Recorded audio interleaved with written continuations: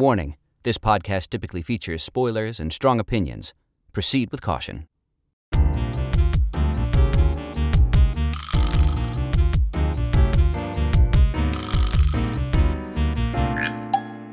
Hello, everyone, and welcome back to Two Grooms, One Plot. We've rebranded. Used to be Then a Moment. Previously, Then a Moment. We're trying something new. The podcast where two married storytellers talk about stories. Mm-hmm. I'm Pavi Proczko, audiobook narrator, author, etc. And I'm Colin Funk, a childhood development expert and teaching artist. And today we're going to talk about Beetlejuice the Musical. And the movie, really. Yeah, and the movie too, for sure. Yeah. And so just in case you're worried, nothing else is really going to change about this podcast, just the title. So we're going to do all the same stuff, but wanted to give you a little, be a little more clear about exactly what we're doing.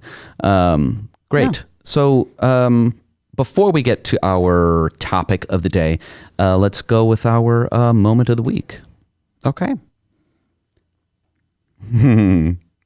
I've definitely thought about this. I have not. I gotta have one of those. Mm-hmm. We have not been watching things. We haven't really, no.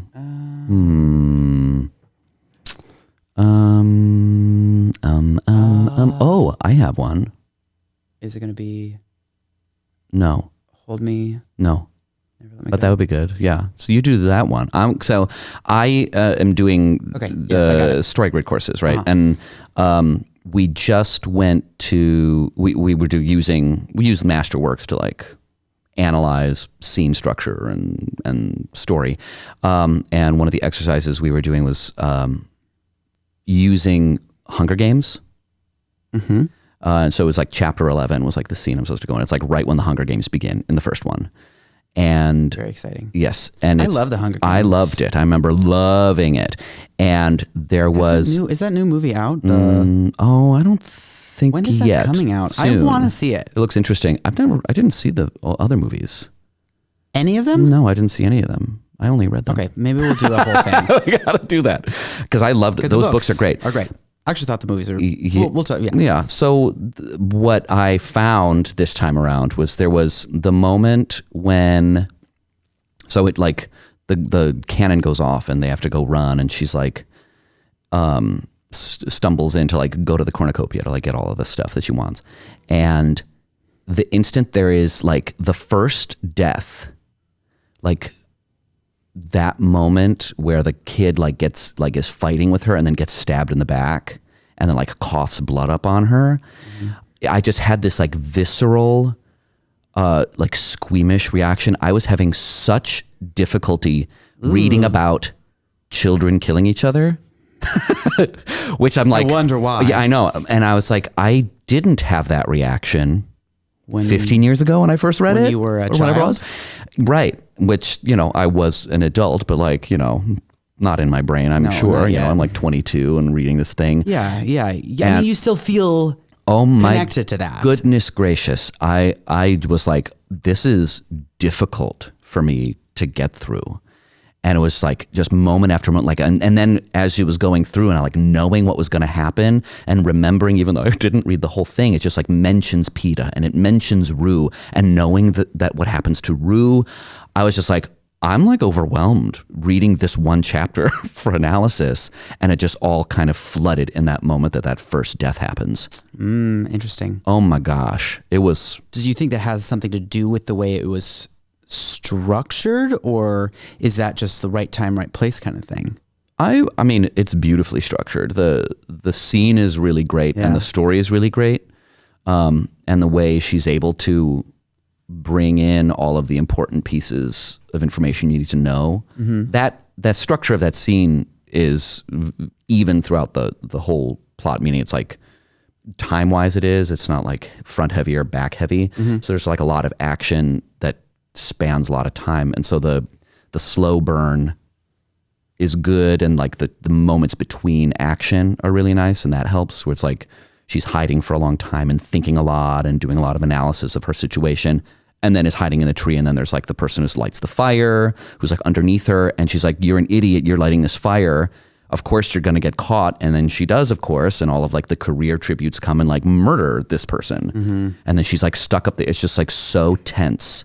Like the ups and downs of the scene are really intense. And it just took me for a ride in a way that I was like, I'm having trouble dealing with like child deaths in a way that I didn't before. And it makes sense, but I'm just like more squeamish in my old age. Wow. That makes sense to me. My brain has calcified and has grown compassionate. Shocking. I know. So that was my moment. Nice. Yeah. So my moment, so I recently read the very contemporary book, Never Let Me Go, right? Mm-hmm. That's what it's called, right? Never Let Me Go, yeah. Never Let Me Go, which was also a 2010 movie, which we recently watched, even though you hadn't read the book, right? Because I was like, I want to watch it because I just read the book. Yeah. Even though it's not current, but it was like, it was lauded as it's like the best book of the century. That's interesting. in the review. Okay. And I thought it was a good read. I enjoyed it. It feels more like it's an especially good like contemplative idea on top of the storytelling. So it's very interesting subject material to like think about. Right. Give us a little bit of the subject material, just like the little plot. So the story is about essentially clones.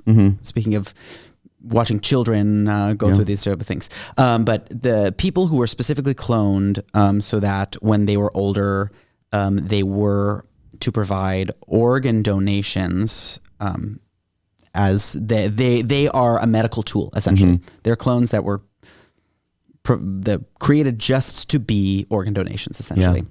And so we're watching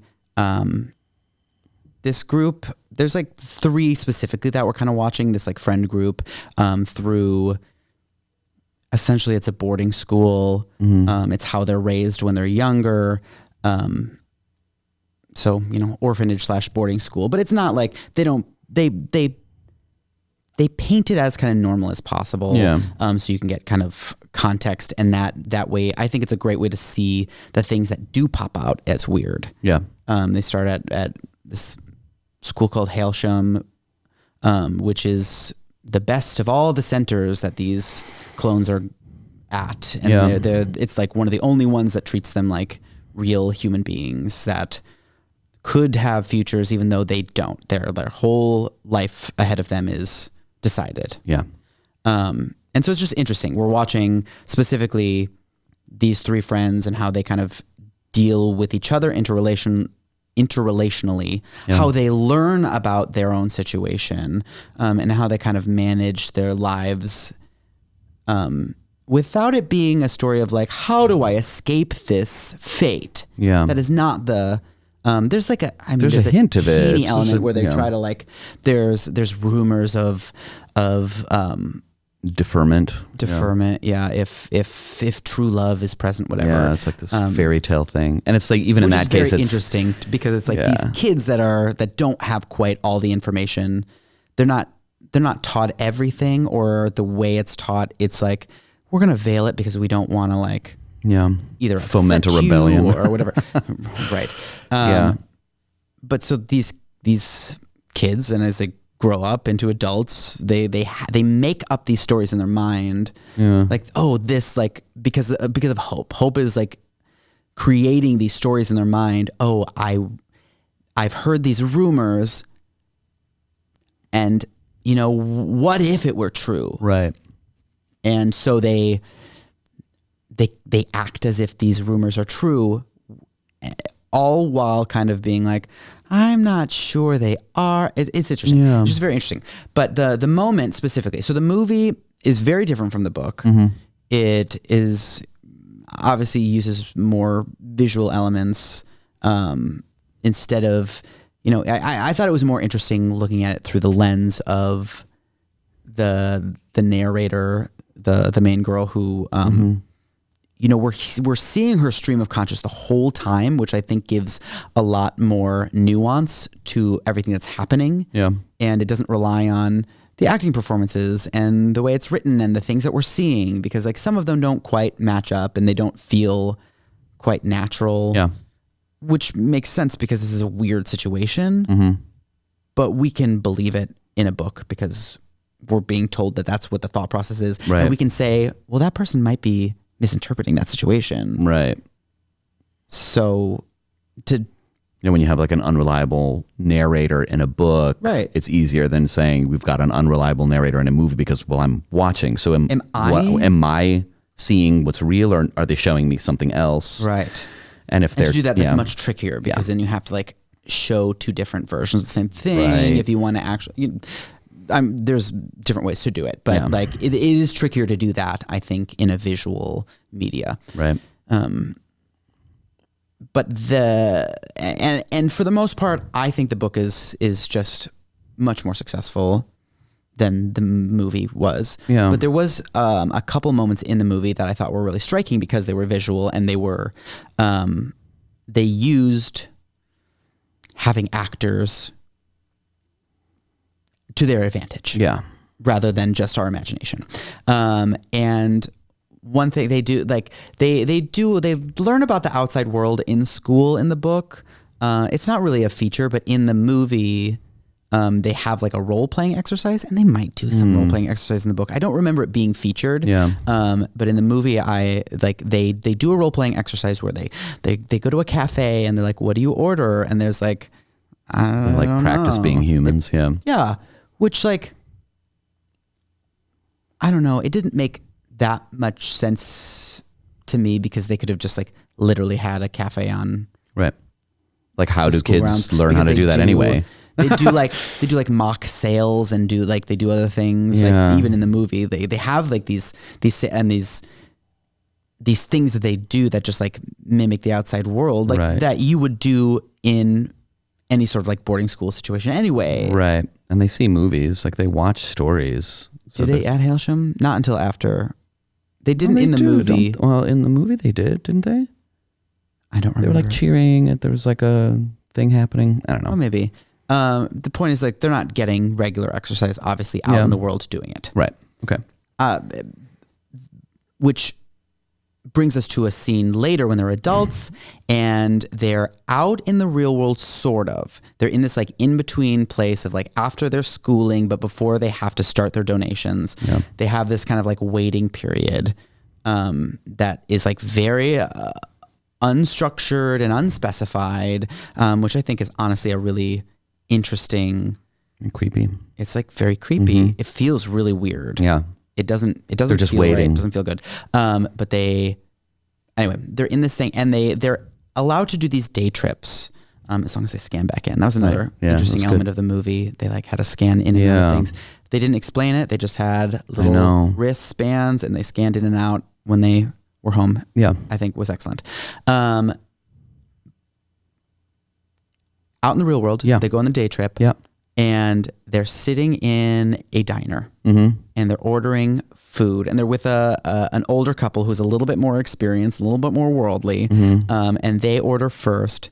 And then like they ask the three friends who were following like what their order is. And they just like very nervously like repeat the exact same order the other guy did. Because they didn't know what they were doing. It was very funny. It was a good moment. It's good. And like, because it's Keira Knightley, it's Andrew Garfield, it's Carey Mulligan are those three actors. Really excellent. All very excellent actors. And they do a very good job, especially in that scene. I'm like, it's really terrible. Uncomfortable. Oh my gosh, that's horrible. I don't like to watch that at all. Yeah. And like that. It was a good moment. It's weird how, especially when we're seeing real people act and experience, like it's those moments that feel almost more like we feel those feelings much deeper than even there's a couple moments where they're like, oh, look, she's getting an organ taken out. Right. It's like less impactful than seeing. No. Yeah. But like the actual impact of how these people are, how hard this really normal thing is for these people, it is very painful to watch. And I think that moment in that movie was especially I'm like, oh my God. Because they can't even have a nice moment in a diner without succumbing to their anxiety because they're not intended to be part of society. Right. So they would really struggle if they were to try to fully incorporate into society. Wow. That was a very dark film. It's a pretty dark story. Yeah. Wow. I mean, it's not dissimilar from Hunger Games, I would say. No.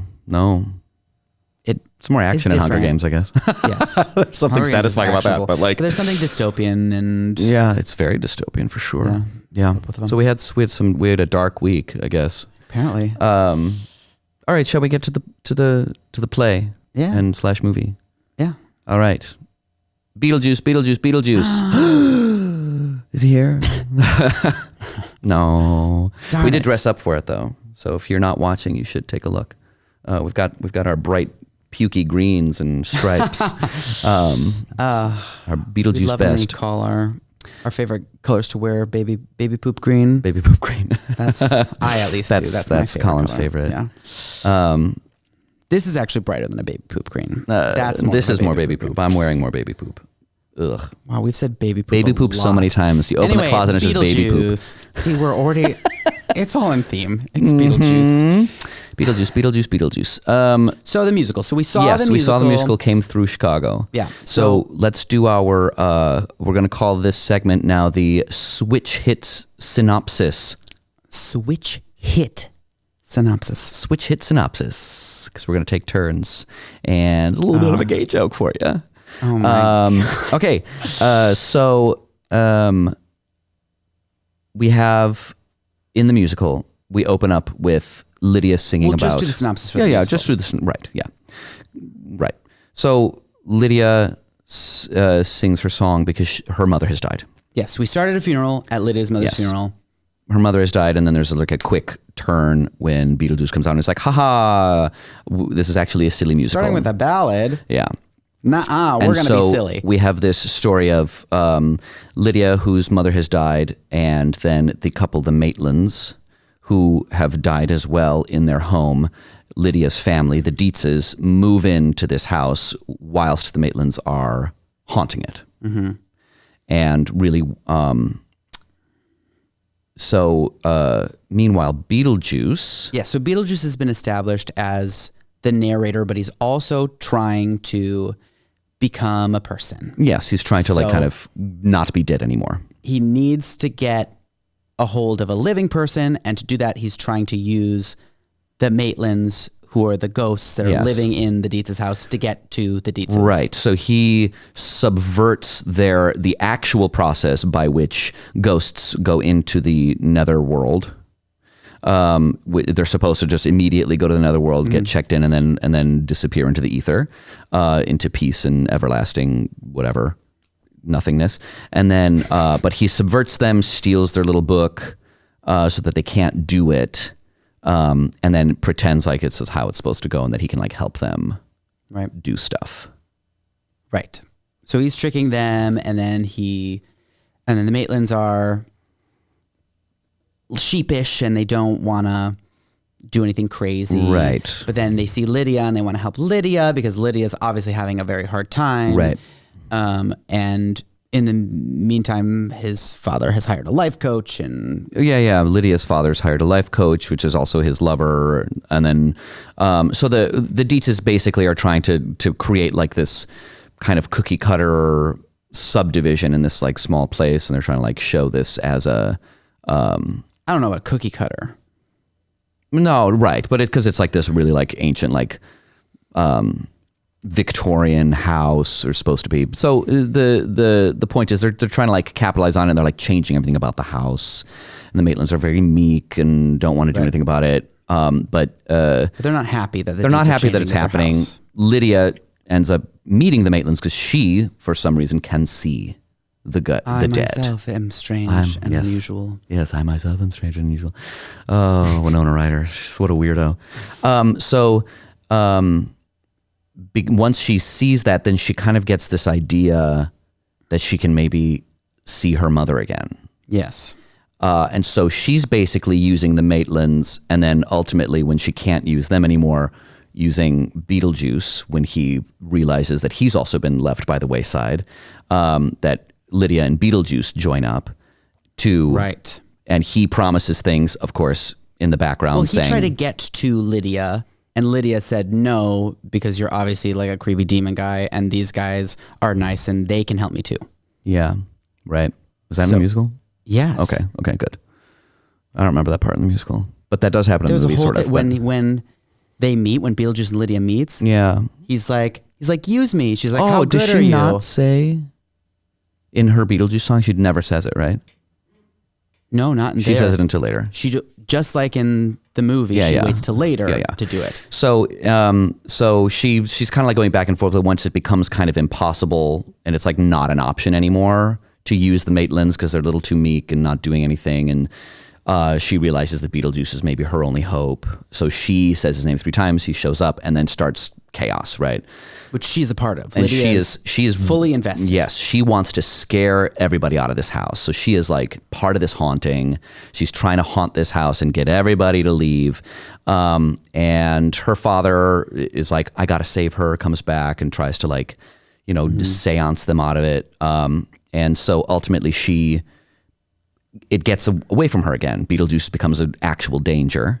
But then she decides she's going to go like, no one can help me. I'm going to go to the netherworld myself. And while she's there, her father goes with her and saves her. And she realizes that like the only way forward in life is not to, like, she should embrace life, right? It's like we're not, do you, how and when do you move on, right? With grief and with death. And so she realizes then that it's like the only way to move forward here is really to kind of integrate life and death together. Like I have to be okay with it instead of choosing death, right? And there's a moment between her and her dad that's like it's that moment of like, okay, one of you is holding on to the grief and one of you has pushed it away and are not dealing with the grief. Yeah. And now we have to come together and find the middle ground, right? So we can do this and come back together. Right. So they come back together. She realizes where, home is where, the living are. It's where the memory of her mother can stay with her.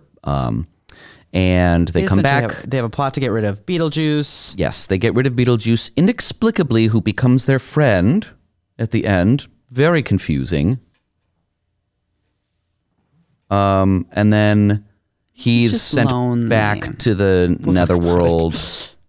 And they all live happily ever after together. And somehow the Dietzes now can see the ghosts as they couldn't before. It falls apart a little bit at the end. In my opinion, if you can't tell, I'm like being a little.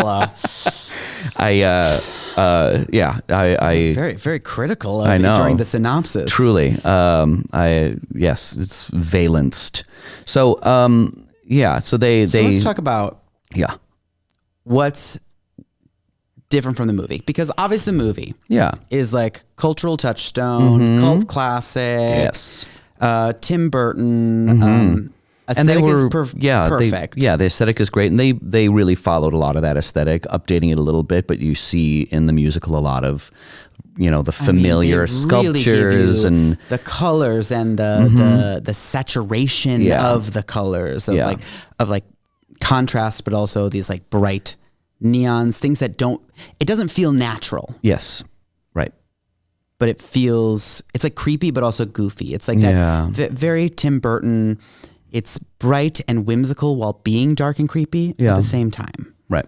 And they were able to capture that aesthetically in the musical, I would say. Right. So aesthetically, I think I was into it. For sure. But like plot wise, because obviously the musical is. It's longer. Yes. And they need to fill it out. Yeah. Yes, but they don't just... Yeah. The story is more... They make the story more complex than in the movie. Yeah. I don't know if I agree. So So what is Lydia's motivation in the movie? Well, here's, I guess, where, let me start with one of the big differences is that the musical, it seems, our protagonist is Lydia in the musical. Yes. She is the one who needs to make the change, makes the big decisions at the crisis moment, right, and exercises the climax, the decision, and then the resolution is like her story. We also see, as far as like you could make the same case, I think, about Beetlejuice as well. I think the movie, I don't think it works as well for me in that sense. I think the Maitlands are the I'm not saying protagonists. In the movie. I'm saying in the musical, you could make the case that it's the Maitlands. No, that it's Beetlejuice. Oh, I see. In the musical. Yeah, we're talking about the musical. I don't think it's Beetlejuice. I think he is but the all those antagonist things you just always. Said, yeah, but you can be both. I disagree. No, I think Lydia is the one. I mean, he's mirroring her. Yeah, there's something maybe it's just like. This might be a semantic problem, but it's just sure when we're intended. Like I think about who is the target of this story. Like say it's like someone's come in and we've got like our little cafe, right? The cafe table format, and someone's like, "Oh my gosh, I have a problem. I'm mentee. Hello, I have this problem," and then mentor says, "Hey, yes, I have a story to tell you, in order to help you formulate a solution to your problem." So who are they trying to actually relate to? So it's like, seems to me that in the musical, we've got someone that very similarly, a girl whose mother has died and is not getting any guidance for how to integrate this death in like life into a world of certain death, right? Mm-hmm. And the person who's telling this story is someone who's kind of like, yes, it's like I would even say it might be even someone like the parent, right? It's like the parent who is on the cusp of death has insight into what death is like with all of these, metaphysical things, and is able to say like, yeah, I'm going to be gone in a minute, but let me tell you this. I know you're having trouble with your grief, but let me tell you this story about this girl and who, Okay, yeah. In the movie, it's more like a story about someone. It's being told to someone who's died and doesn't want to let go of their worldly life. Right. And it's following kind of the Maitlands, specifically probably Barbara. And that it's like, I want to keep my house.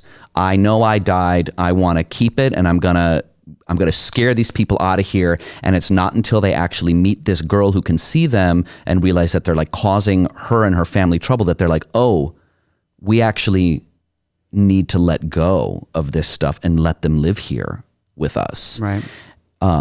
Because there isn't really another option. We can either like become the monster that Beetlejuice is and like hurt these people and leave. So it's like a person almost like Juno, say, who's like telling this story, like this bureaucrat of the netherworld that's like, hey, I know you. They're talking to someone who's just recently died, and they're saying, yeah, I know you're having trouble. I want to tell the story. So it's like this framework. I know you're giving me eyes. So this framework is why I'm I'm saying that they are the protagonist.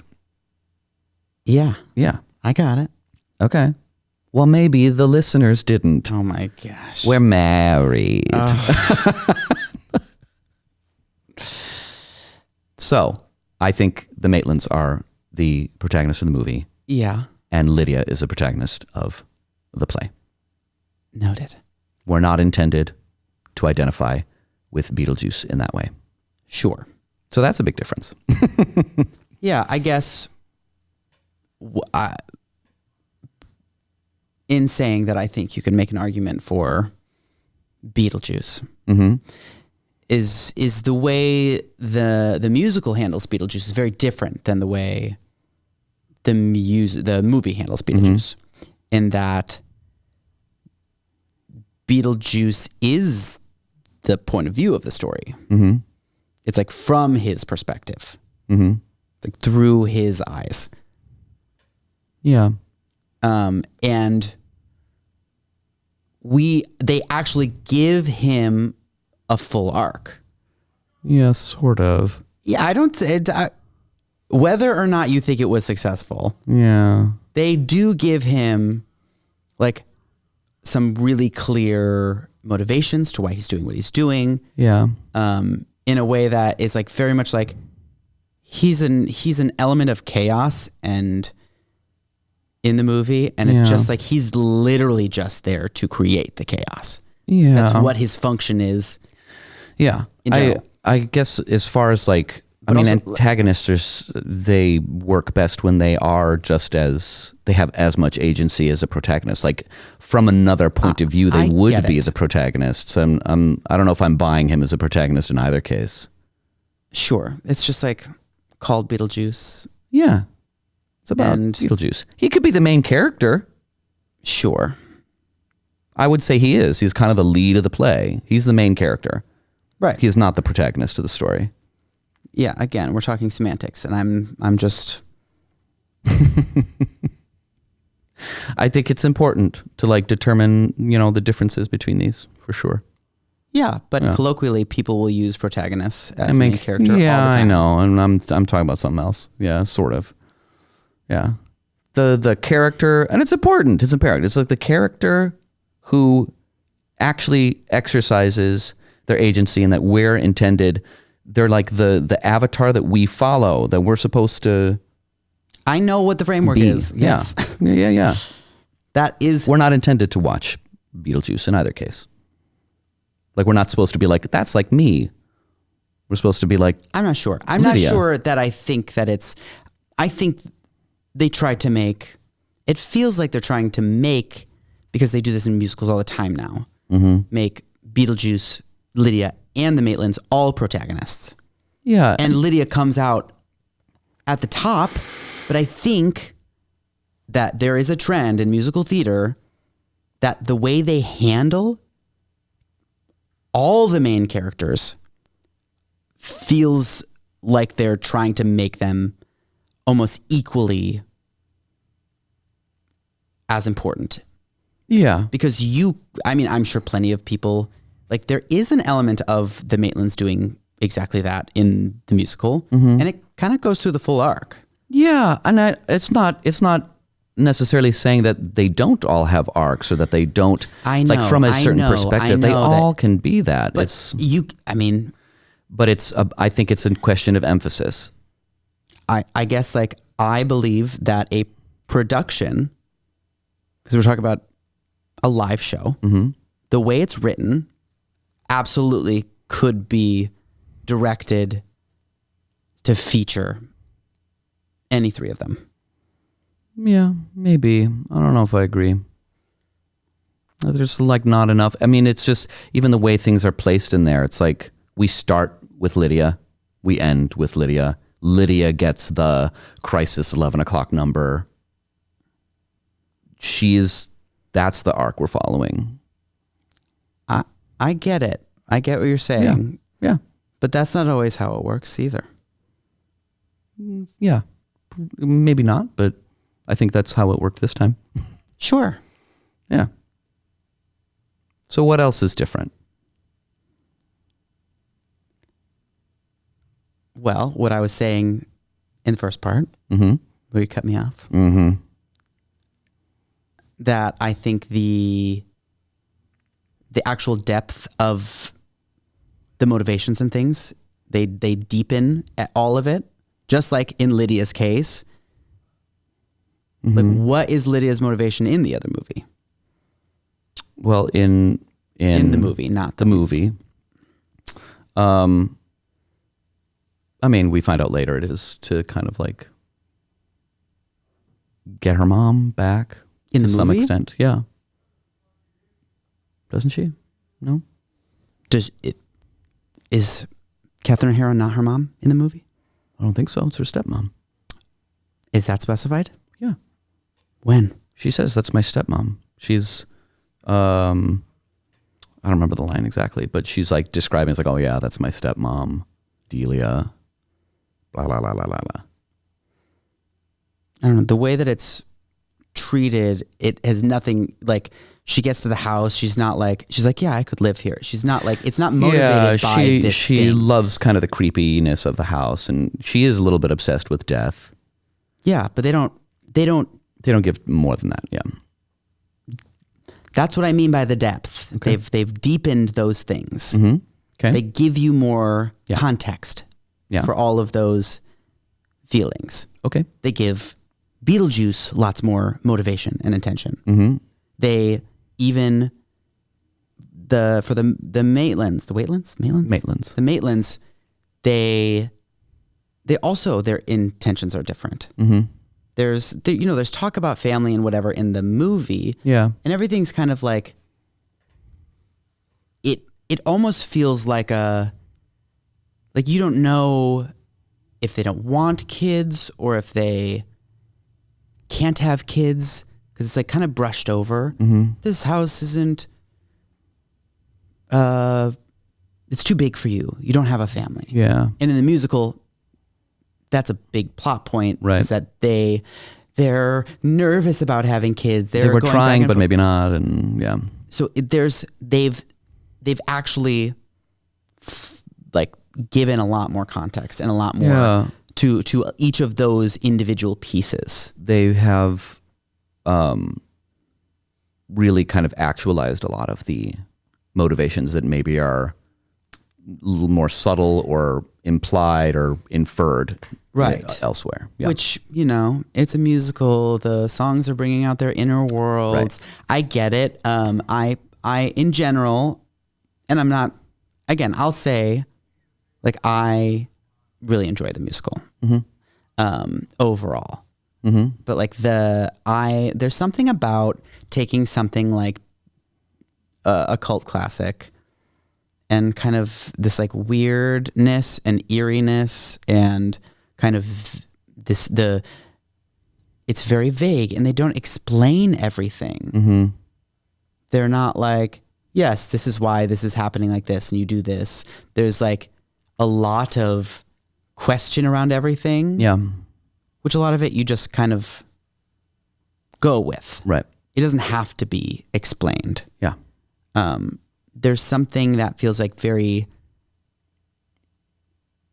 keeps it snappy and cohesive and unified style-wise, certainly, in the movie. It's subtler, which is weird to say about Beetlejuice. I was about to say, yeah. But it's subtler than the musical. Yeah, because we don't because that it is a question for a lot of the movie, like what Catherine O'Hara's role is. Mm-hmm. And that I missed that she said it was her stepmom. Because I kept being like, is she the stepmom in this one? Because in the musical, that's a big difference too. Yeah. In the movie, she's just her stepmom. Yeah. Her and the dad don't see eye to eye. Yeah.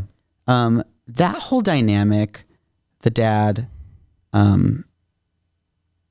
what's that? Delia and Otho, who's a character in the movie and the musical. Yeah, very different. Yeah. That relation, that trio is very strong in the movie. Mm-hmm. And of course, Delia and the dad are very present in the musical. Right. Otho, not so much. Right. He's not really a player in the musical. He's just kind of like a comedic thing at the end. Yeah. The one true death we see in the musical. Yeah. I don't remember what happens. He's in the stocks and he loses the game and he's killed. He's dead. How? I don't remember. They just wheel him off stage. So it's not even. They don't even show. Then. Yeah. Yeah. So we don't even know that. Yeah. They do mention it, that he's like, oh, they killed him. La la la la la. Sure. I guess I don't know. Yeah. Yeah. I don't know. But yeah. So that relationship. Delia is a life coach that the dad has hired, but he's also like obsessed with her and has fallen in love with her. Yeah. And she's like kind of dumb. Yeah. And she's kind of doing which is a really interesting choice. I wonder if they did in the original, but she does a Catherine O'Hara as Moira Rose impression a little bit. I thought that was. I was like, I thought that was what was happening. Yeah, I was like, that's really interesting. Like the mispronunciations and kind of highfalutin, right? Like ethereal way of talking about stuff. I was like, a little bit of that. Yeah. Style. Even though it's like that's not at all what Catherine O'Hara's like in the movie. Not at all. Not even a little bit. But it was an interesting choice, and I didn't hate it. The character's very different. It's a very different character. It wouldn't make sense for you to play it like no the other character. Especially because just a different character. How they do the kumbaya at the end, you kind of need someone who's a little bit more likable anyway. Right. Yeah. I guess I kind of disagree with that. Like, yeah, there are times where it's like, I don't like you, but like we're family. Yeah, you don't need them to be likable. You're right. You don't need them to be likable, but that is a musical problem trope. in musical theater. Yeah. This is like we're trying to like bring in all these elements, just like they give Beetlejuice all the intention in the world. Yeah. And again, I get why they do it, and in some cases it worked, and it works as a piece. They do enough to make it work as a piece, but it is a different piece completely. Yeah. Different. There is like an aesthetic through line. And there's some plot through line that's similar. Like you've got the similar players, but it's... And they do give you lines that are from the movie. They do give you like visual things that, like the statues and the sandworm looks exactly the same. Yeah. And so in that sense too, it's like giving... They bring you...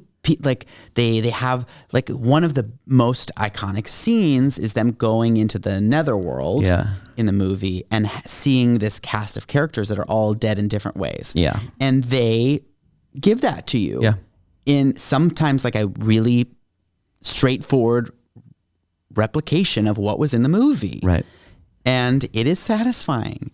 You're like, yay, they're here. Yeah. It's so fun. Like, it's fun. It's fun. And it's like, in that way, it's like when we saw Pretty Woman, the musical, where it's like, it just gives you the little tastes of what you loved in the movie while being like different enough and being kind of standing on its own 2 feet. Right. Yeah. Yeah.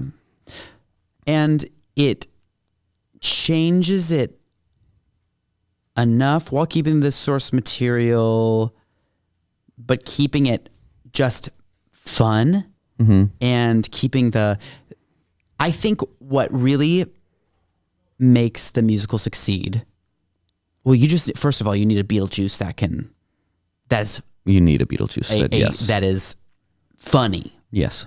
That is a comedian first. Yeah.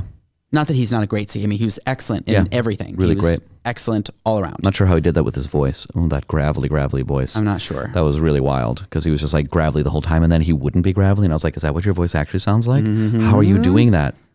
8 shows a week. How are you doing that? Technique. Wow. Yeah. Crazy. I mean, but he was excellent, but very funny. And it feels like we took that kind of the chaos of the movie Beetlejuice and kind of put him in a new world. Yeah. But it does feel like the same in a way that like I remember seeing there's an Addams Family movie or a musical. I mean, both obviously. Sure. But there's an Addams Family musical, and I love the Addams Family just like I love Beetlejuice. Yeah. These kind of like culty, creepy, silly films, they're perfect. They're it's hard to like take those things and capture them. The Addams Family musical is so bad. They don't capture the aesthetic. Yeah. They don't, like, none of the characters feel like the characters. Yeah. They don't like the whole premise is that Wednesday is feeling not like herself. She's like starting to feel she has a crush, so she's like going through puberty or something. And it's just like uninteresting watching the character not be themselves when like these are such iconic archetypal characters. Yeah. So I love that Beetlejuice is taken from the movie, put in this other situation, and totally believable that like that same spirit, if not that same person, is in this other realm.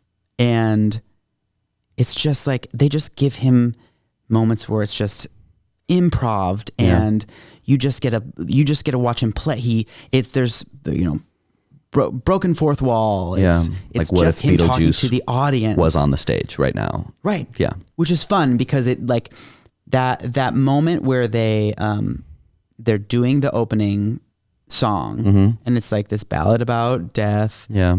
I was sitting there being like, what a choice. Yeah. And they literally cut it off. Beetlejuice cuts it off and was like, woo. And I'm like, I get it. I see it. I feel it right away because they like established that nice and early. Yeah. And I appreciate it. And he's like funny and irreverent, and like they really like they play up the sexuality of it. Yeah. The kind of like, I'm sexual, but he's like also old and gross. Yeah. And he's like hitting on what's his name? Adam? Is that his name? Yeah, Adam and Barbara, yeah. Adam and Barbara, yeah. He just is obsessed and like is in love with, or at least like... He's like really crushing on Adam. Very funny. Which is a very fun through line, obviously. Like I love... There are a few callback jokes. It's good. Yeah. But it just like, there's like an unapologeticness about it. Yeah. In a way that does harken to the movie, but it's done in a way that feels contemporary. It sits right in the contemporary ear. Yeah. I think just like having him like be a little gay, like that's like so in vogue right now. Yeah. Yeah. You know, if you're, it's rebellious to like just be a little gay. But I'm like everyone's a little bit bisexual. Yeah. That chaotic, queer, overly sexual person. Like that is like, that resonates. Yeah. That doesn't, there's enough of that. There's enough of that in society that we believe it, and we can be in on it. We can be in on the like the ridiculousness. Beetlejuice the queer demon. Right. There's something. I mean, it reads correctly. I mean, because in the movie he's like over sexualized, obviously, but it's like skewed way towards, it was 1988, so it was all women. It's all Michael very Keaton. Hetero, very which is like at the time there's that like your horny uncle that felt like, oh, that like that guy who was goofy in your life, that was like a weird, as an uncle who never got married, who's just like, he's not that attractive, but he's always like picking up women at the bowling alley. It's like, that's so specific. Yeah, but like I picture this from the 80s, like these 80s movies that have these kind of like just so listeners know, I picked up Colin at the bowling alley. You did not. He did not. Lies, slander. Oh my God. So yeah. The creepy Beetlejuice being creepy. And that it works really well on stage as well, at least in this iteration. Yes. That brings me to another adaptation type. Did you ever watch the Beetlejuice cartoon? I did. Yes. It always like landed wrong on my ear when I was a kid, because watching the movie, he's like very clearly the villain. Not great. They are not friends. Lydia and Beetlejuice are not friends. Correct. And in the cartoon, they're like buddy, and he's like haunting the house with her, and they're like very, very close friends in the cartoon. It feels more like the musical is like... Took like pieces of that. Yeah, or it's like the precursor to it. It's like they became friends in the end. And it's like now she's... I thought you meant like as in that middle part, because like there's a middle part of the... Yeah, there is, or it's like the middle part is kind of like, that's when the cartoon takes place. Right. Sort of like that. But it's just like, if you were to imagine like a world where Beetlejuice and Lydia were able to kind of like cohabitate, it would be at the end of the musical more so than the end of the movie. Okay. I see what you're saying. because he's like given that we're meant to like him in the musical. Yeah. In a way that we are not really in the movie. We are, but we're not supposed to like admit that we like Beetlejuice. Right. You know what I mean? It's that way that like, it's like, oh, he's so gross. I love it. What a good character. Right. Instead of being like, no, I kind of like it. He's just a little bit lonely. In the movie, it's just like, he's not, he's just like a horn dog, and he's horrible. Like, he's a demon and wants to like come back to life, and he's just going to like mess with everybody until he can get it. In the musical, he like will do that, but it's like, but he just has like a tough relationship with his mom who you meet, and he's like, he's lonely. He's the loneliest guy. There's something in the movie that almost feels like Delia and Otho are the antagonists. Yeah, a little bit. They ultimately are the ones trying to like get rid of everything old about the house, right? Mm-hmm. Like Beetlejuice almost feels like an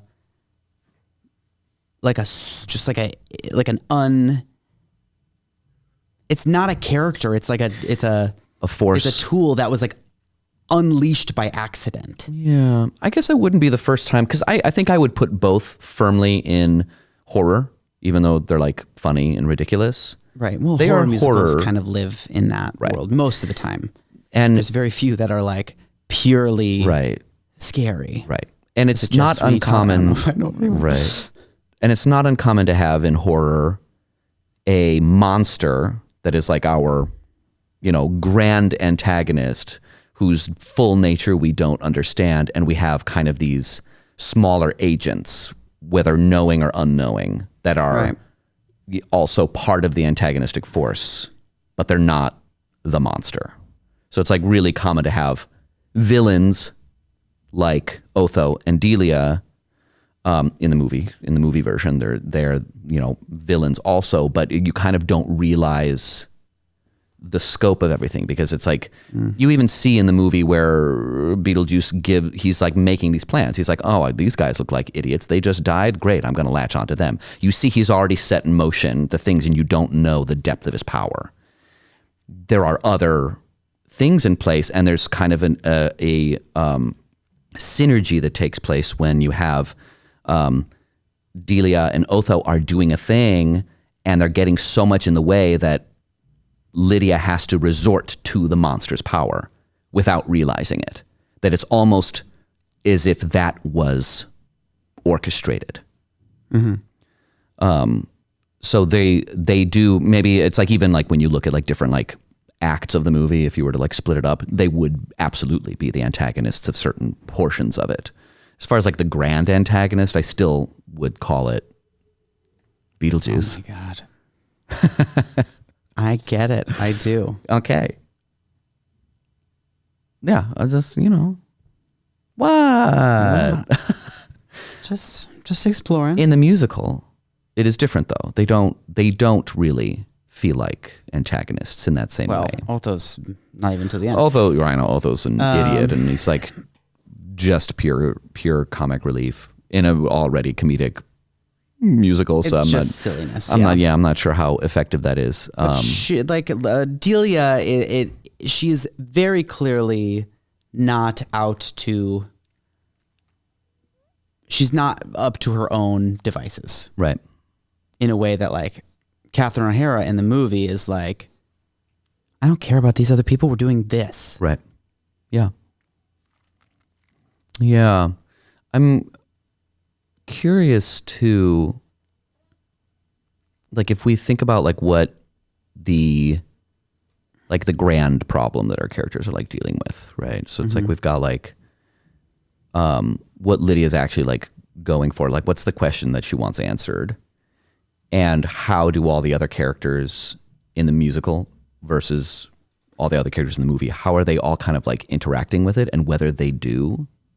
It's like if I think about like Lydia in the musical being kind of like she is trying to figure out how to kind of like go on with life, right? Even though death is certain, right? Yeah. And it's like manifested by her mother. I wanted my mom back. Who else is doing that? So we know her dad kind of is, right? Her dad is also dealing with this, and he's dealing with it differently. Right. We know that the Maitlands are dealing with a similar thing with life and death. Like they're trying to accept how that's supposed to go. We know that Beetlejuice is too. What is Delia's deal there, right? Does she even is she in that paradigm? It's more life purpose. Yeah. Am I, like, do I belong here? Am I just, again, it's like a little bit, it's not as deep, but there is like I want to help her. Yeah. I think I can help her. She's bought into this like life coaching thing. Mm-hmm. So life coaching. Yeah. She doesn't want to discuss death. She's very anti. This is how we handle. No. Yeah, this is how we handle. We look at life. Right. You don't talk about your mother's death. Life. Right. Yeah. I'm coaching life, not coaching death. That's what they made that character very specific. Yeah, they didn't. That's a good point. It's not even subtle. Right. That's great. I hadn't thought of that. I was thinking more along the terms of what we've talked about, like kind of a death of a sort, because she's like, afraid to lose her position there. She's afraid to lose the dad. She's afraid to kind of be floundering. She's had this life. It's the life. It's the viewpoint. Yeah, she's the life viewpoint of that.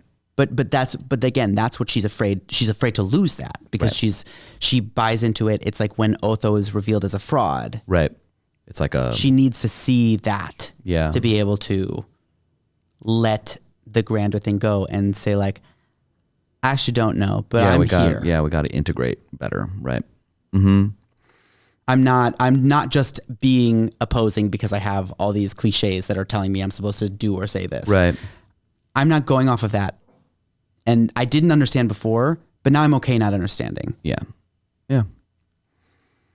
Yeah. I don't know what's going on, but I'm here. Right. Is her thing at the end, which I'm like, that's weird. That's really now interesting. Thinking about it, I think it's actually works out really nicely. Yeah. Yes, that is actually very. She is like a nice conclusion to her. An agent of uncertainty there a little bit because the whole time she's been so heavy on death or life. Yes. And the absence of death in her talk is like, that's the indicator. Mm-hmm. Whereas in the movie, they're kind of outside of that paradigm because, as you've mentioned, they're more villainous agents. They're more agents of antagonism. Is that a word? Yes, that's a word. Antagonism. Than they are like dealing with their own death situation, They feel like it's like very corporate greed. Like, ooh, we can make a penny on this. We need to do this because it's like, ooh, this is the cool big new thing, and we care about only superficial things. Yeah, and especially if we look at like the Maitlands, if they are the ones that are dealing with a problem, really, in the end, and they're the ones that like they want to hold on to their life, have kind of agency over their stuff, even in death. Right. And that's more of what everybody's kind of grappling over, who has control of their lives / deaths. Right. And so in that sense, that actually works really well. We've got Delia, who's just like, I need everything in this house to change. Mm-hmm. And she has a great Catherine O'Hara moment where she's like, if I can't change this, I can go kill myself. She is out of her mind. So funny, and wears those crazy red pants in the cooking scene. Red pants. Don't talk to anybody about me. Don't talk to anybody about me. How dare you? Yes. Oh my God. It's so Never good. Talk to anybody about me. Very, very funny. But it's like, they're all looking for their own kind of agency. It's like Lydia's being dragged to and fro. So is Delia, and she wants to have control over stuff. Dad wants control over his office. Otho is given control over the, so weird. Over the house as an interior designer, and then also over death. Yeah. Like when he's like, you get to capitalize death. Like you're the one, you find a way to get people to come in. How are we going to capitalize off of this ghost thing? Although you do it. Right. And then, yes. Right. And then Beetlejuice trying to get life. He's also doing the same thing. So they're all kind of interacting in the space with the same issue. So in that is the thing that feels, I think, most different. Well, right. And there's something, there's a through line between them about like,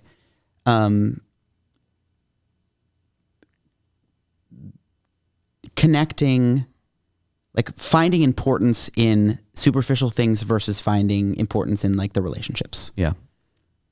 Where they're looking outside of themselves instead of looking between each other. Yeah. Like that's kind of like the bigger, like in the movie, Lydia's an outcast and she doesn't feel connected to her family. And the Maitlands? What are you doing that? I don't know.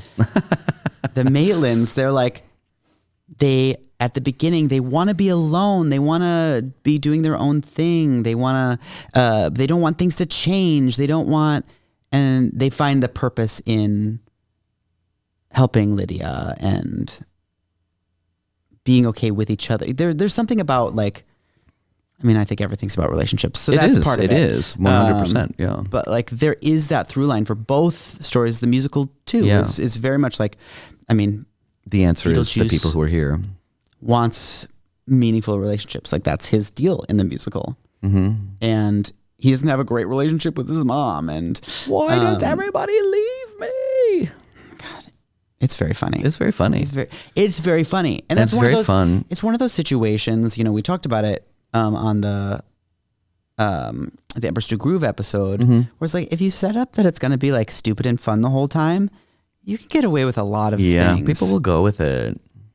Like this is not reality. Right. So anything can kind of happen as long as you make it fun. Yeah. And it's so fun. I really enjoyed it very much. I had a lot of fun, despite my misgivings at the end.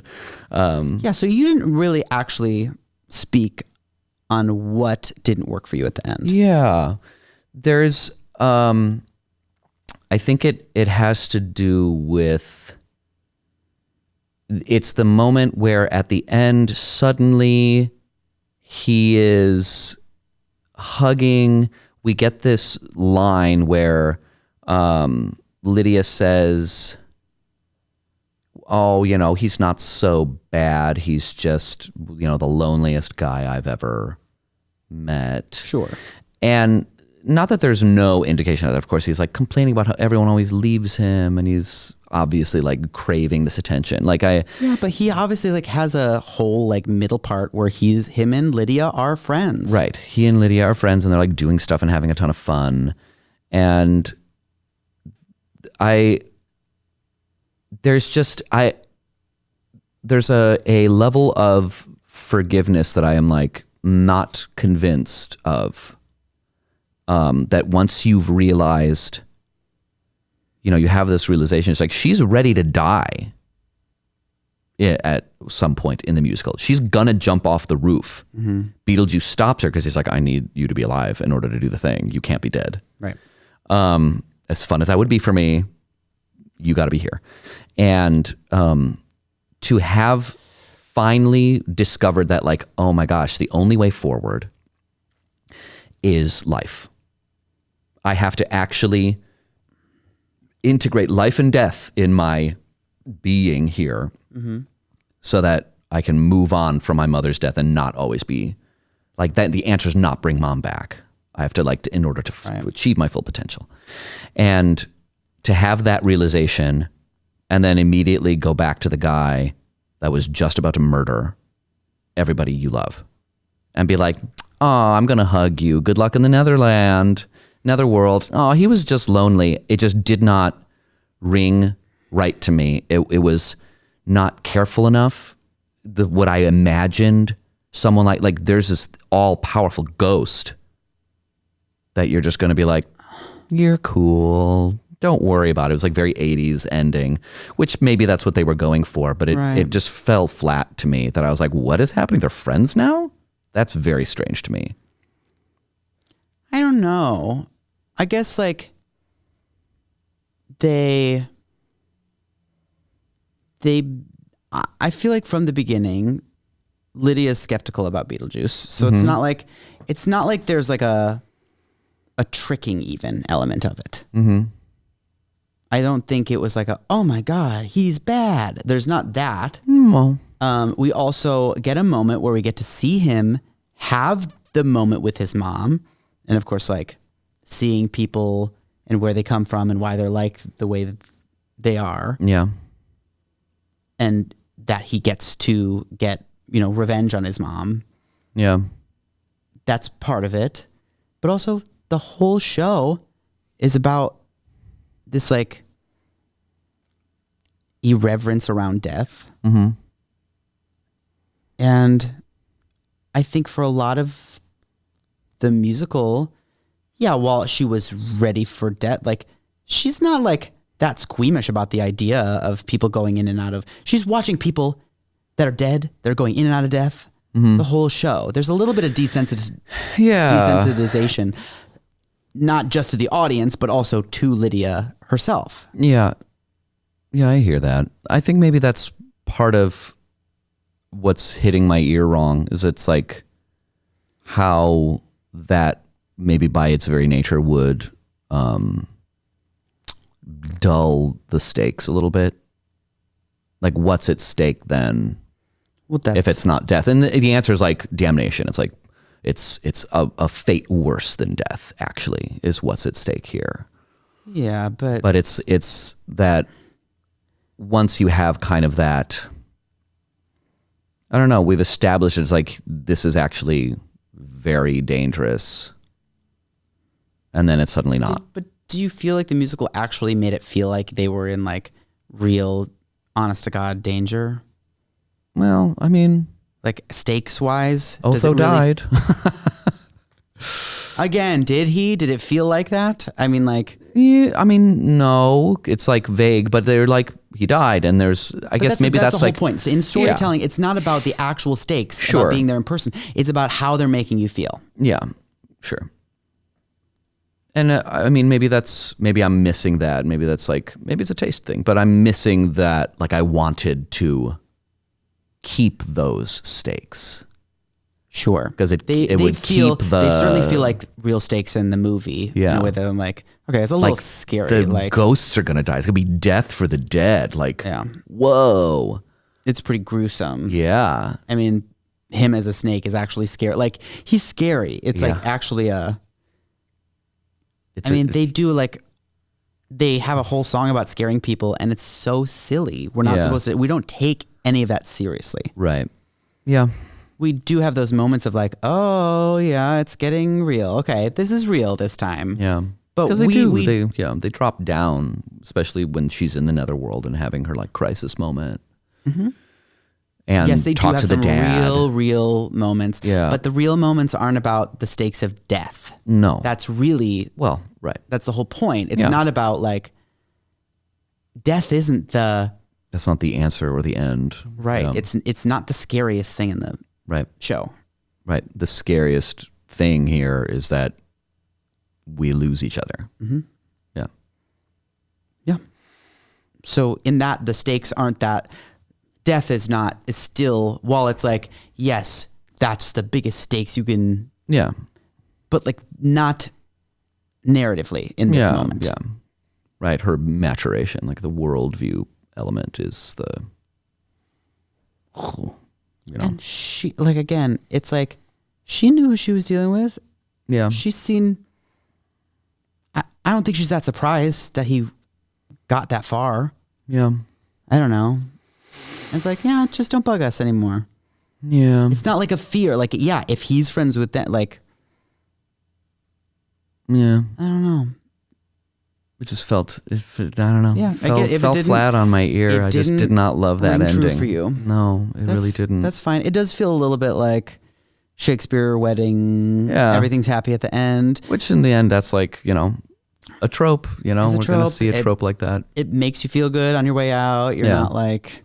And because we're intended to really like Beetlejuice more, we're supposed to actually like feel for him and like him, and he's been our guide right this whole time. We get to not just have him be a villain now. It's like, oh, but I liked it. The movie Beetlejuice would have gotten, like, it's actually not in a ton of the movie.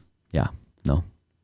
You watch it and you're like, oh, he's like very little of him in that. And I think you couldn't handle more because he's like actually like, bleh. Yeah, it's really gross. He's really awful. Oh, I think there's something, that's why that over sexualized, like, I don't know. It doesn't hold the rapey implications. Yeah. That even though they were playing sexually with it, there's like something about the sexual openness of queer people that we can have fun around it. Right. Even though there are like hints of like, well, that's clearly sexual harassment. Right. For better or worse, it's easier to stomach when it's a man doing it to a man. Yeah. There's less implication of actual violence. Right. And weirdly. I don't know. It's weird, but maybe that's something to think about examine as a society. Oh my God. No, but that's interesting. That's like we talked about that with, straight guys flirting with gay guys. It's like there is an allowance there and an assumption of kind of being able to handle it because you're on the same level, right? Whereas if it's like a man harassing a woman, there are actual dangers and violences that are just like, there's an unevenness there physically that could be really, really bad. At the base level. Yeah. And not to say that wouldn't happen. That couldn't happen with men, but it's just, we don't think about it that way. Women to either men or women. Like, right. But it doesn't, it allows it to be playful. Yeah. Something about them being ghosts too. Yeah. I don't know what it is, but like, yeah, that's true. It's like, you're dead already. You're dead. Can you even be raped? I don't know. We'll put a poll in our show. Can ghosts be raped? Oh my God. Oh my God. What the hell? Jeez. Okay, well, that's not what I was expecting to hear today. Should we move on to superlatives? Yes. So Oscar-worthy moment of our musicale. The musical, yeah. Yes, we'll just do the musical. Oscar-worthy moment of the musical. Ooh, I think it would be Delia's song, the title of which I do not remember, but it's Delia's song. Yeah, her song. I thought it was so funny, and I thought that she was fantastic. Excellent. I mean, she was so. She sounded so good. It's like a duet between her and Lydia. At time, yeah. Oh man, I loved it. I thought it was funny and it was great. Yeah, that would be mine. I guess in a similar vein, I'll go with Miss Argentina's song. I mean, it is. I think it's just a brilliant choice. Yeah, to choose. It's this minor character from the movie, Miss Argentina, who killed herself. Slit her wrists. But iconic. I saw, before I had seen the musical, I had seen clips of it. I'm like, Miss Argentina. Yeah, I remember Miss Argentina. Like I said, that scene is very iconic where they're going into the netherworld. They're in Death's waiting room. Yeah. Hilarious. Yeah. Great scene in the movie. Yes. Brilliant. And they capture hints of it. Yeah. But she's like the one behind the window. The counter that she checks them in. And she's like, if anybody asked me, I'd say don't do it. And she shows her, if I knew what I knew now, I wouldn't have had my accident. I wouldn't have my little accident. It's so silly and so funny. And the song was, if I what I know now. Yeah. I mean, they took that iconic moment and sometimes I'm like, guys, that did not have to be a song. No, yeah. But that was a good song. Is a great 11 o'clock number. I mean, it was it lets us live in the world. Yeah. If we're talking about okay, how can we live in this moment where we're just kind of stretching out time right now at this point in the show, but we're not diving too deep into the actual problem. Yeah. But it's still a big production number because they do it all the time. And I find that moment in musicals to fall flat a lot. Yeah. Yeah. Same. I mean, that was the problem with Jagged Little Pill and You Ought to Know. It's sad, like the best song. Sounded great. It sounded great, but it's just well. kind of like, why is this what's happening? Why is she the one singing it? It was weird. It's one of, it's her. It's Alanis Morissette's iconic song. And it's not even sung by the main character of that musical. Right. I think is wild. Any of the main characters. It's not the mother, it's not the daughter. It's very weird. Anyway, but this was such a good adaptation of that character too, because of the shifts that we've discussed between the movie and the play and what we're actually talking about. And they're able to keep the message of the original. And it's like, actually, that's our story. Actually, that's a really great that's the message there that we can stretch out and have Miss Argentina, who is a memorable, iconic moment in the movie. Yeah. While a short amount of time, I remember that character. Yeah. And why not live in that moment for a while? It's just, it screams musical. It's like, you've got Argentine, you've got, tango. She does a tango. Oh, and they just make it a full tango, which is so stupid. And I love it. It's so dumb and it's so good. And the song rocks. It's so good. And she sounds great. Yeah. It's just great. It's a great moment. And again, I don't always love that kind of 11 o'clock number. Because sometimes I'm like, okay, fine. But yeah, what does it do? Right. Anyway, that is my Oscar moment. I believe. Yeah, that's a good one. I believe it's perfect. Yeah. Okay. It's Spooky Mormon Hell Dream. That is Mormon Hell Dream. Oh, yeah. You're right. Okay. Unearned moment. Unearned moment. In the musical. In the musicale. I mean, for me, it's the hug at the end. I just don't love it. Don't love that. Yeah. I don't know. Something about the Maitlands. Yeah. In the musical, I can pick a moment. I'm thinking even all the way back to their first song. I'm like, I don't know. They just don't need that. Every time they had a song, I'm like,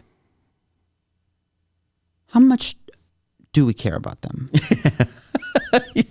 Am I rooting for them? Am I frustrated by them? How am I supposed to feel about them? Yeah. Are they just charming and cute? Right. Do we want to care deeply about them? Because there's something really cliche about their stakes.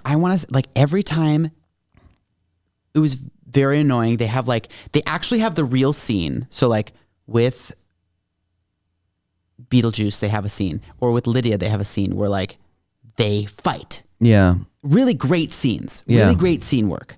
Beetlejuice gets so mad. I love this scene. Gets so mad at the Maitlands and just goes off on them. And it's just, I think it's mostly improv, but it's very, very funny. We just goes off of them and walks out and is like, hey guys, fuck you. And it's very, after all of this tirade. It's so funny. At least, again, it could be improv. I have no idea. But very, very funny. But he's pissed at them. So he's laying into them.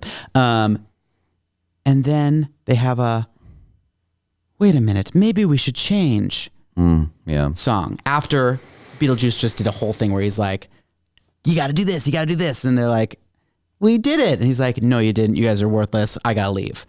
And they're like, maybe we'll change. Yeah. And I'm like, okay. And then they have another moment where Lydia's like, what? I need help doing this. And what? If you're not going to help me, blah, blah, blah. And they walk out. Lydia walks out and they're like, maybe we have to change. And I'm like, you just did that.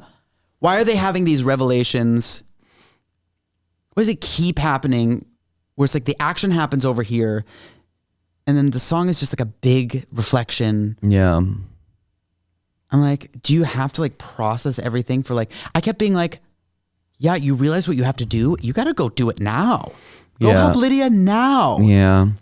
There's just, they spent a lot of time on the Maitlands in the musical when they didn't have to. They just spent a little too much time, I think. It's just the thing that I keep having a problem with in new musicals is that every main character has to have this amount of songs. Yeah. Or they have to be in the ensemble. Right. Yeah. And so every character has to do at least one song in the first act, one song in the second act. Yeah. And I'm just like, you don't need to do that. No. You are an important device for the story, but you don't actually need to have that song. We don't need that. Not with this adjustment of making Lydia a stronger character. Beetlejuice could have been a snappy 90-minute no intermission show for sure. 100%. 100%. Yeah. Easy peasy. Yeah. I think a lot more shows should ask themselves, can I be successful as a 90-minute no intermission show? Mm-hmm. The answer is yes. The answer is yes a lot of the time, especially if it's comedy. Just cut it down. Yeah. Don't make me wait. I didn't feel like it was too long. It was entertaining. I just always hate leaving for an intermission. Yeah, it really, I think intermissions. That's my 2023. I mean, hot take, but like intermissions is one of the worst storytelling devices ever. It slows down all story movement. Oh my God. It slows down all momentum, especially in a live medium. Yeah. Yeah. Which is why they have to like have a big moment to like bring everybody back at the beginning of like. Well, they have to do it at the moment to end and a big moment to start. Gotta draw them back. Which like, for me, often pulls me out of the story. Yeah. I mean, usually what they did with West Side Story, where they just like, they left you kind of like, God, it was in the lurch great. at intermission. Yes. And I was like, and they hated that and they changed it for revivals. That's so sad. But I love it. Yeah. And that they brought it back for the. And I get it because it's hard to like, go away after that. Yeah. And then, like to come back after an intermission. Oh man. That was tough. But that's a good, that's one of the instances where it actually does work. And Beetlejuice didn't need one. It's just. I don't think so. Anyway. So. Okay. Okay. So what else we want? Favorite puppet. Oh, favorite puppet. Okay. What puppets were there? I liked the. The little head is always very funny. The little shrunken head man. Yeah. Shrunken head guy made an appearance. Very, very cute. Yeah, it was really the same nice. As he was in the movie. Yeah, it was nice. It was nice to see him again. I did like him. Of course. And then the skeletons, little skeletons. There was a whole scene with like little skeletons. They were so cute.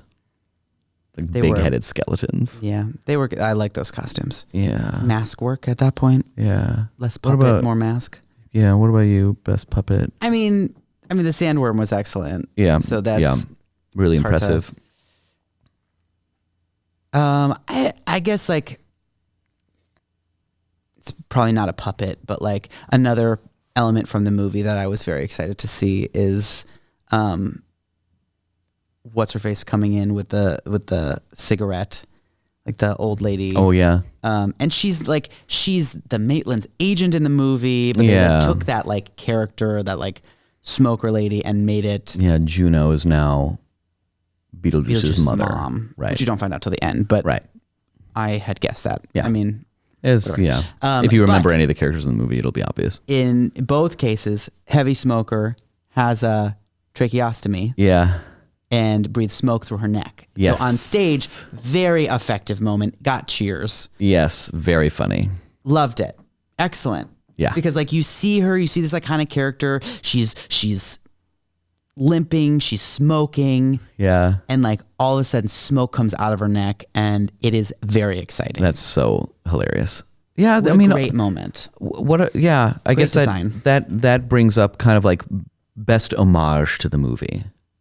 Yeah, I mean, what is that? Do you count? Is that it, or do you want to choose something else? I don't know.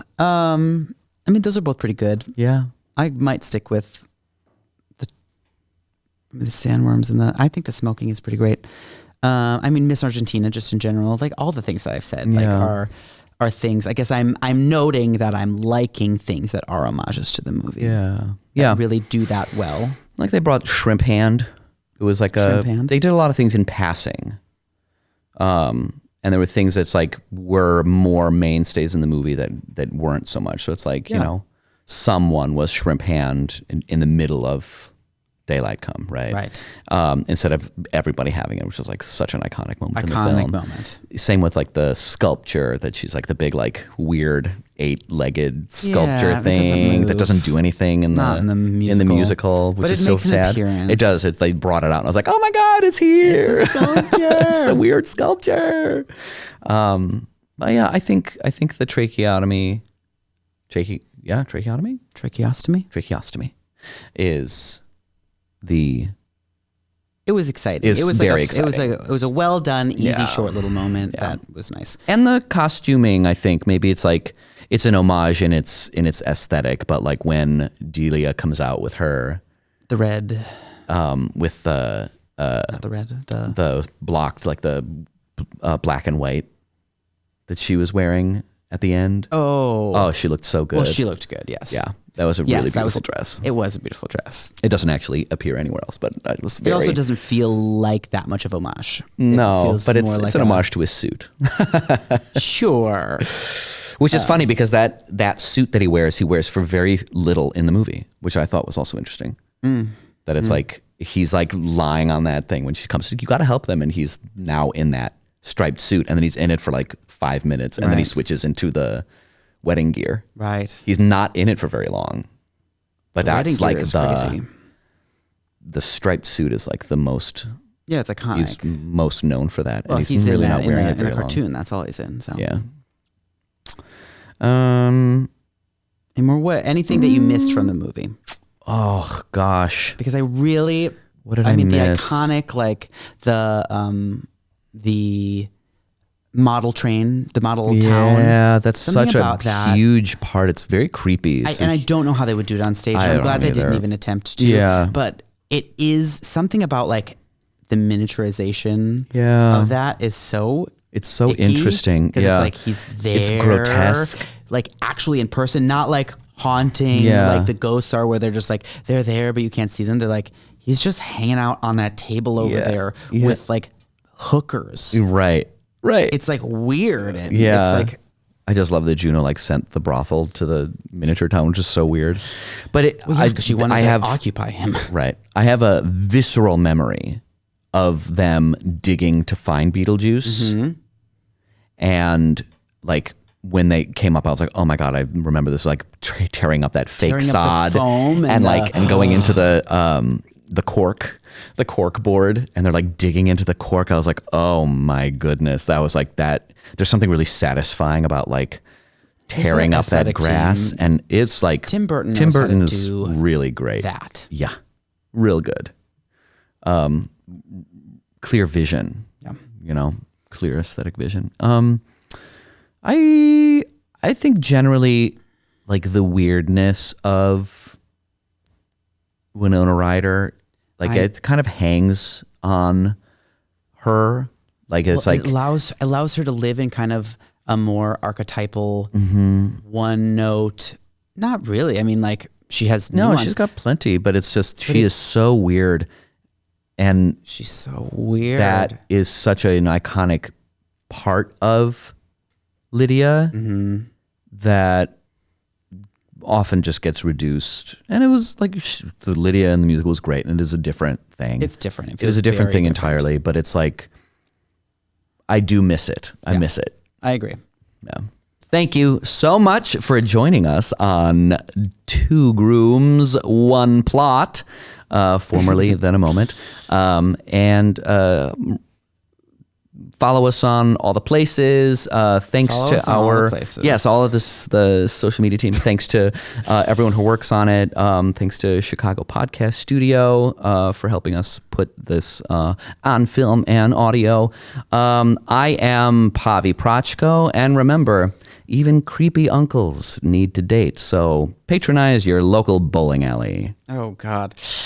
And I'm Colin Funk, and remember, sexual harassment is more tolerable if you're gay and a ghost. Thanks, everyone. Bye. Bye.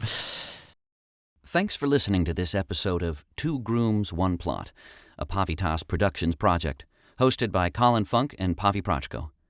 This podcast was produced by Chicago Podcast Studio.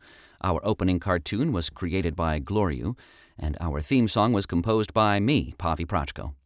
If you enjoyed this episode, please subscribe to our podcast on Apple Podcasts, Spotify, or your favorite listening platform.